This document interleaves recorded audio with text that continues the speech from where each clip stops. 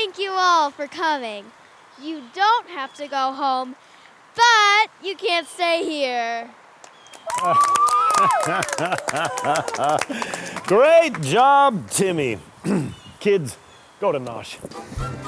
When I was asked to co-host this ceremony, I could not have been more proud.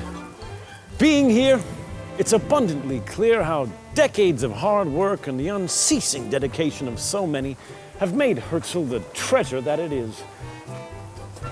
It's impossible not to respect and admire all those responsible. For 70 years, countless volunteers and donors have given shape to Herzl Camp and ensured its future. And while all contributions to camp are precious, a few people have truly distinguished themselves, each in their own way. So now, the Herzl Hall of Fame honors these remarkable individuals. We wouldn't be here without them.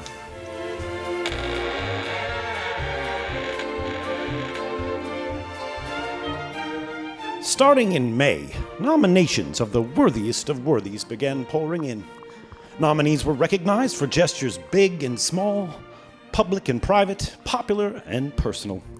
One nominee's influence was described as, quote, maybe nothing in the grand scheme of history, but in my personal story, it meant everything. A sentiment that captured the spirit of many nominations. Choosing amongst the distinguished contenders was difficult, as Herzl is blessed to have such a wealth of passionate supporters.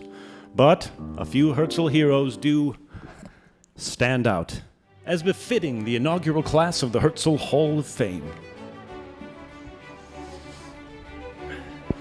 In 1947, at Herzl's consecration ceremony, Rabbi Morris Gordon remarked about the rarity of having the privilege to see dreams come true.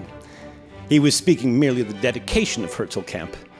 Now, in 2015, that dream and the promise of Herzl Camp have been realized 70 times over and remain a privilege to see. Here now are 7 people without whom Herzl may still be a dream.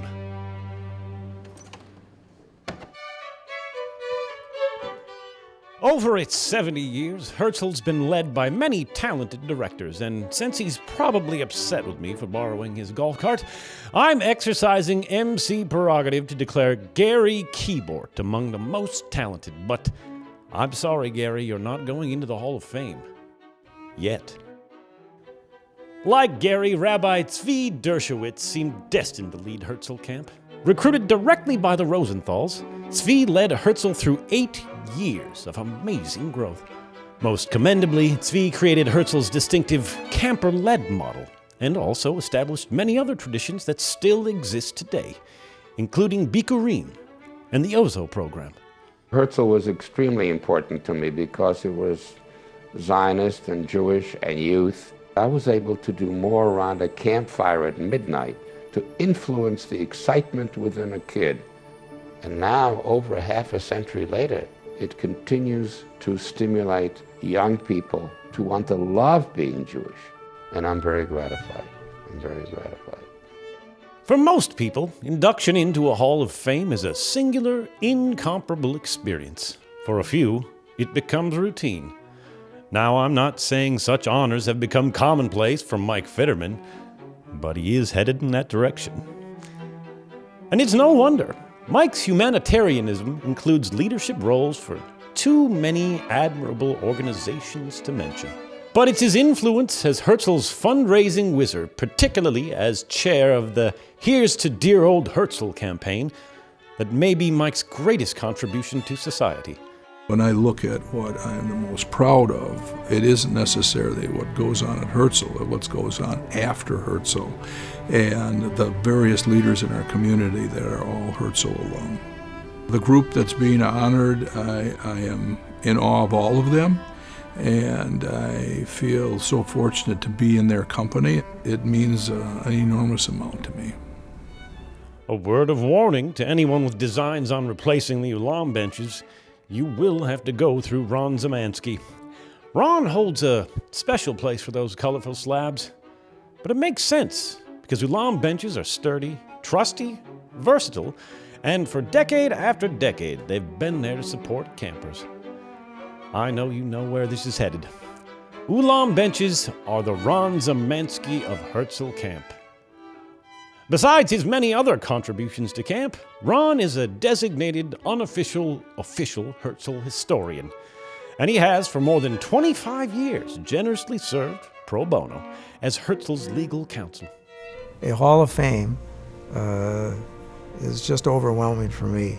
It was the furthest thing from any thought when you were doing all of the items that just came naturally. I feel that the message of my selection to this Herzl Hall of Fame is a message to each and every one who has been to Herzl Camp, who volunteers for Herzl Camp, that we've got so much that we're going to do together, have a good time, and let all of the Jewish youth from wherever enjoy what we did in the same spirit and improve on it, and have the dream of Herzl and the dream of Herzl Camp continue forever. When good people look at you, consider you, take your measure, and then name a chunk of the planet in your honor, you've done something right. And Mickey and Harold Smith have done a lot right. Besides Herzl Camp, Mickey and Harold have passionately and generously supported Hadassah Medical Center, and the St. Paul Talmud Torah, among other worthy organizations. And like other Jewish luminaries such as Elie Wiesel, Golda Meir, Neil Simon, and Lemony Snicket, Harold and Mickey have each written autobiographies, Mickey's including some favorite recipes, and Harold's entitled The First 95 Years. Perhaps this evening will be the springboard for Harold's next volume. My wife and I had a philosophy that the future of Jews in America was dependent upon educating the kids. And if they go to camp for 4 or 6 weeks, it's wonderful. They live a Jewish life, and they make friendships that are wonderful and lasting. When you get the kids who are there running it and their kids, and now their big grandchildren, there's something that's inherently good about it. And because of the commitment of these young people, my wife and I felt that we should help them out, and so we did what we could. Many years ago, a man and a woman found themselves in paradise on earth with the job of creating a community. A few years later, Rose and Harry Rosenthal found themselves in Wisconsin with the goal of creating an Eden where a new community would grow. They succeeded spectacularly, but it took unwavering determination and effort.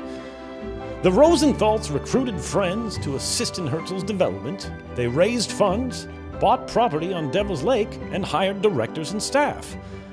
Their community of 60 in 1946 has blossomed to more than 30,000, and its influence is much greater than that. One could spend the rest of the evening discussing all the good that has come directly from Rose and Harry's inspired vision and not even skim the surface. And for that, Harry and Rose, we say Todah. Todah Rabbah. Yasher Koah, Rosenthals. And a big thank you from all of us kids. Some of us owe you everything, if you know what I mean. Without Herzl Camp, who knows if we'd even be here? Thank you, Rosenthals. Thanks to you, me and Josie wouldn't be here today if it wasn't for you guys, because that's where my parents met and started their relationships. Thank you to the Rosenthals. We're so proud of you. My parents met at Herzl, so thank you, Herzl Camp. Roses are red. Violets are blue. Our parents wouldn't be married if it weren't for you. Thank you, Rosenthal. My parents, Steve and Bobby, met at Herzl Camp, and then there was me. And then there was me. And then me. Say, we love Herzl Camp. We all love Herzl Camp. Thank you, Harry and Rose Rosenthal. Thank you, Harry and Rose. Thank you, Herzl Camp. Without you, we could have never existed. Wow, man, that's deep.